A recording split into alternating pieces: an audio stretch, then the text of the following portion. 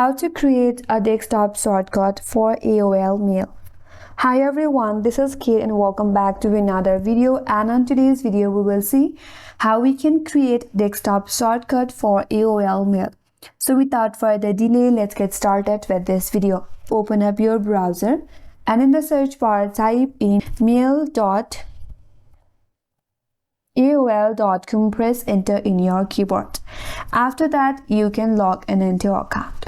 Once you're logged in, or if you don't want to log in, you can also create the shortcut. Click on the three dot at the top right, and from this menu bar you have to click on this option that is cast, save and share.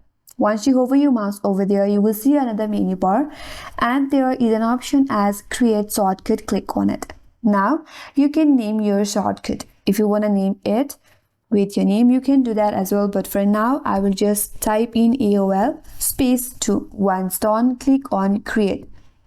Now your shortcut has been created. If you close this and navigate to your desktop, here is the shortcut for AOL Mail that we have just created. So that is the way to create the shortcut for AOL Mail in your desktop.